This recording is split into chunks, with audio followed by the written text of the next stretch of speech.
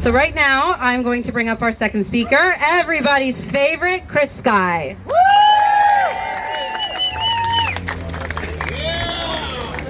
Hey everybody! Hey! How's everybody doing today? Got a lot to talk about. Some things are going to make you happy. Some things are going to make you angry. Some things might make you a little sad. So we're going to go with a whole bunch of things. Let's start. So a man messaged me yesterday. I just want to talk about his little initiative quickly. He wanted to bring awareness to suicide prevention. His mother took his own life just 3 days after his birthday, and her birthday happens to be next Sunday on the 21st. And he was planning on coming downtown Toronto to around the Tent City area, grab a whole bunch of food, and go out to hand it out to the less fortunate to help raise awareness. And I told him I'd be interested in helping. So if anybody wants to volunteer and help out on that initiative that's going to be happening next Sunday, they can contact me directly, and we'll go out about that. So, the government has been doing a lot of lying. We know this. The lies are getting more desperate, to the point where we talked about the secret vote to make sure they didn't have transparency, so they wouldn't tell us why they're extending our lockdown. It went even a step further. When Doug Ford was posed, who are these so-called experts that are giving us the so-called data that we're not allowed to see?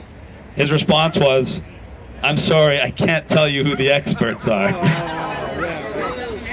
So we have experts telling us data, experts we're not allowed to know of, telling us data we're not allowed to see. So we don't have the reason that we need to be stayed locked down, but they're assuring us that lockdown is the only way to go. I don't know if you know our Deputy PM, Chrystia Freeland. She's a well-known author. She was in CTV News yesterday, and she let the cat out of the bag by accident. She admitted their reopening strategy for the GTA is going to take up to 8 months. Oh my God. That was published June 3rd, by the way. That takes us into 2021. Now, let's look at this logically. Our PM is a fired substitute drama teacher. Our deputy PM is an author. They're listening to unknown, unnamed health experts, and these people that have absolutely no economic training, no medical training, not even considering any other factors, are making a one-size-fits-all strategy for our city, telling us what's best for our own economic decisions for our family. Now, you could think of it as malpractice. You could think of it's definitely treason. Definitely. But a lot of people want to put it out to incompetence, because it's a lot easier to forgive someone for being incompetent than it is to admit they know exactly what they're doing. But I can prove it to you. This is one of those things I'm going to tell you that I said I was going to make you angry. So our author, Deputy PM, just wrote a biography for a very famous, well-known person who's getting a lot of attention lately. Not quite, but even worse in my opinion. This man has paid our Deputy PM personally and handsomely to write this biography of him. Maybe you heard of him. His name is George Soros. So let's say that again. Our Deputy PM is being paid bribes, paychecks directly from George Soros. If that wasn't bad enough, if you still doubt that their plan is to attack small business, destroy it, get rid of it, and prop up the large business to create a class of super wealthy and a class of government dependent and eliminate the remainder of the middle class, all I have to tell you is, what is the name of Chrystia Freeland's latest book? Does anybody know? Am I the only person that knows this kind of weird stuff? It's called Plutocrats: The Rise of the World's Super Rich and the Fall of Everybody Else. This is the woman that's enforcing the policies that are destroying our small business and making companies like Amazon and Walmart exponentially and record-breakingly more wealthy, telling you that you're going to be a criminal if you try to feed your family, telling you that they're going to take the next 8 months to let you go back to work, and then telling you that she wants you to buy her book called Plutocrats, The Rise of the World's Super Rich and the Fall of Everybody Else. This is our government, people. This is what we're facing. So, why are they getting so desperate with all the lies and all basically just denying us any access to any information that can prove what they're doing? Well, they know they're going down, yes, but what are they trying to do? What is their number one weapon right now, besides the fear? Media is their tool, but what is their weapon? Their weapon is division. From the onset, they have divided us into as smaller and smaller groups as physically possible. It started with dividing the people who are afraid of the virus with the people who are not afraid of the virus. That was a big divide right there. They continued that division with the people getting CRV payments and the small business owners or other people that are still working. Now they continued that divide. They tried everything they could to create the racial tension and racial riots that they got in the United States of America. But thankfully, we're in Canada.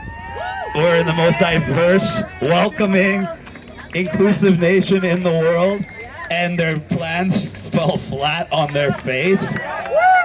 The media was so desperate last week after our march when the so-called anti-racism protesters showed up. I went to greet them because I could tell they were afraid. They were literally afraid of us. So I went over by myself, and these kids, they must have been kids, no older than 17, 18 years old.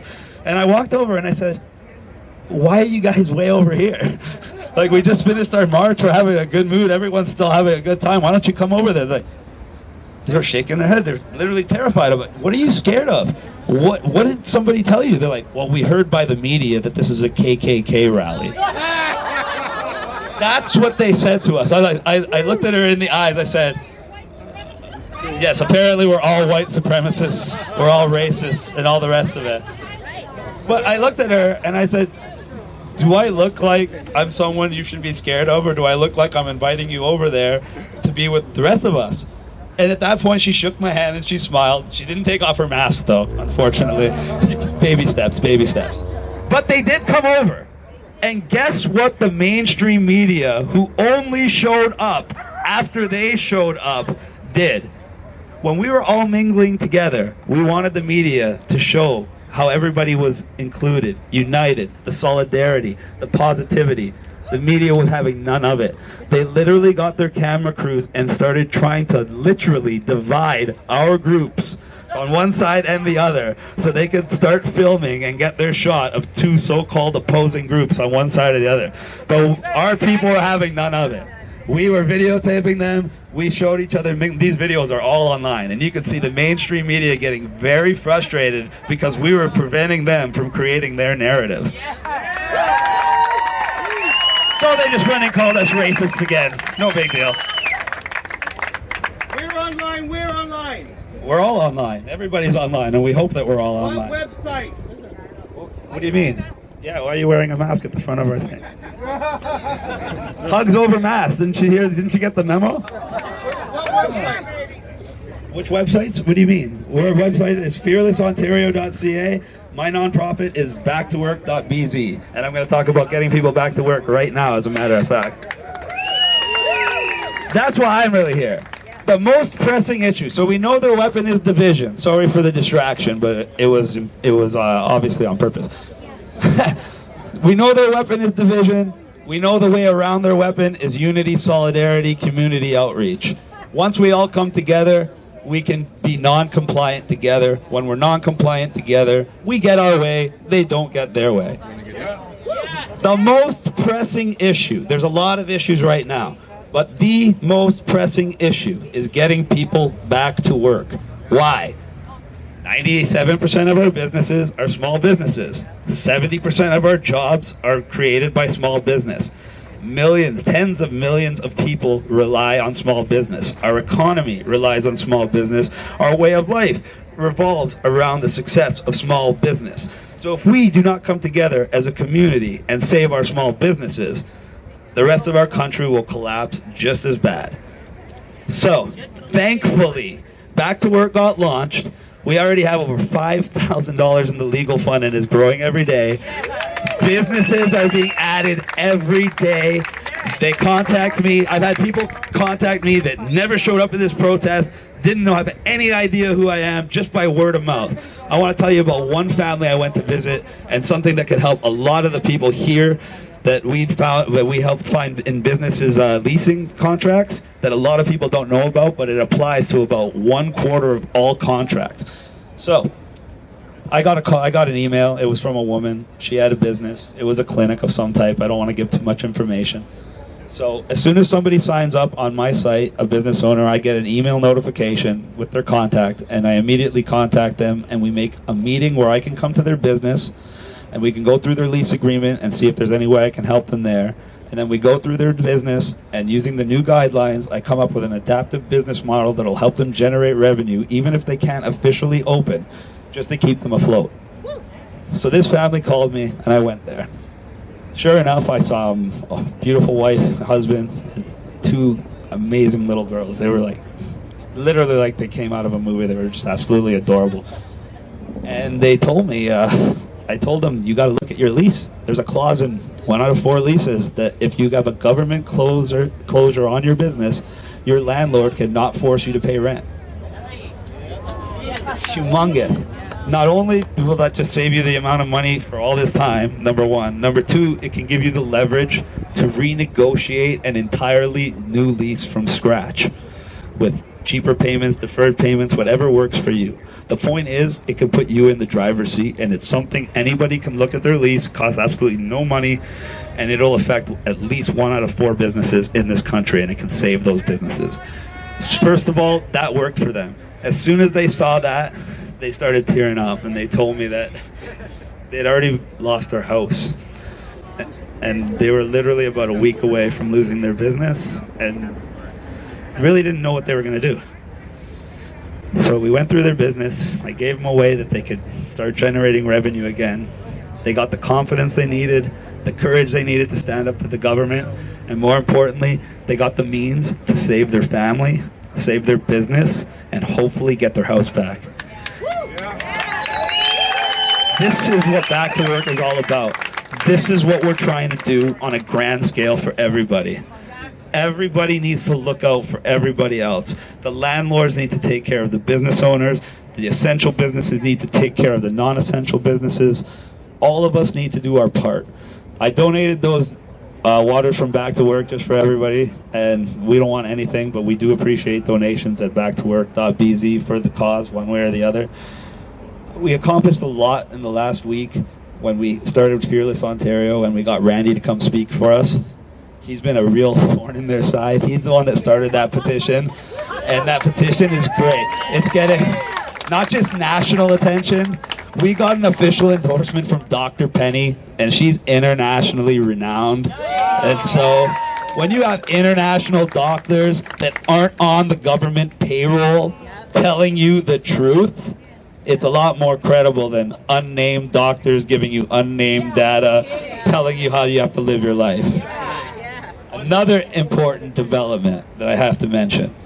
I mentioned a long time ago that we were pursuing a lawsuit against the government with Rocco Galati. He is an absolute legend. He is a warrior, and he is coming for them.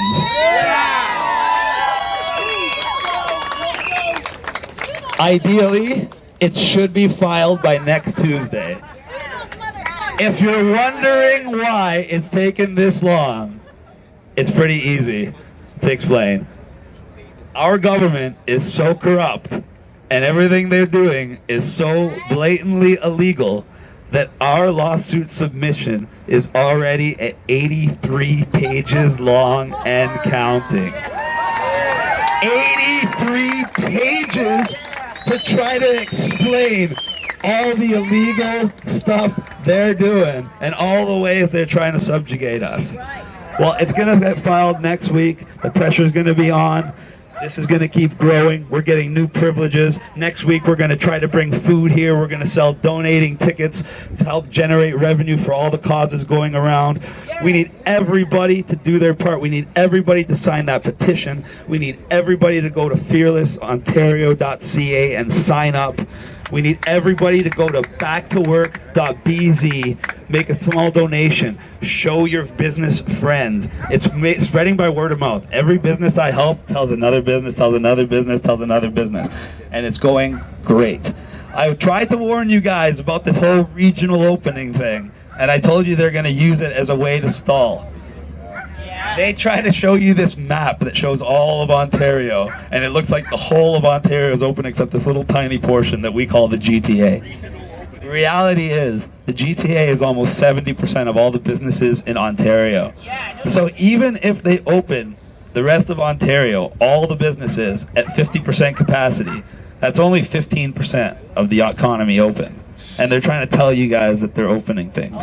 The reality is, they just released a report today saying the medical officials, that we're not allowed to know who they are telling everybody that places like salons and small clinics are not going to be open in the GTA until at least the end of summer. What kind of deficit are we going to incur with all this? Oh, deficit? I'm not a mathematician, but I can tell you it's going to be at least $300 billion this year. And already our GDP has shrunk by close to 10%, and it's falling more every day, and with no prospect of replacing these jobs. That's what you guys have to realize. When these businesses are gone, there's nothing to replace them. When these restaurants are gone, they're not coming back. These are restaurants. Some of these restaurants have been here since the 50s, the 60s, places we grew up with. These are places that have supported not just one family, but generations of the same family. And now these people are out on the street, literally. And the government doesn't care. The government thinks of you as collateral damage. They have all these wonderful sounding terms that just take the feeling out of everything. You're just statistics. But like I said, we're making headway. Every week we're making things happen. Every week Doug Ford's approval drops. Every week more businesses are signing up to Back to Work. Every week we're getting more coverage. The LCBO is going to be open without Doug Ford. There's plenty of people lining up over there. I just want to thank everybody for coming out. We're going to do our march today. And my wonderful wife is handing out our Back to Work sheets for anybody that needs instructions on how to join Back to Work. See my beautiful wife. She'll be handing them out to everybody. Thank you guys so much. And it was great.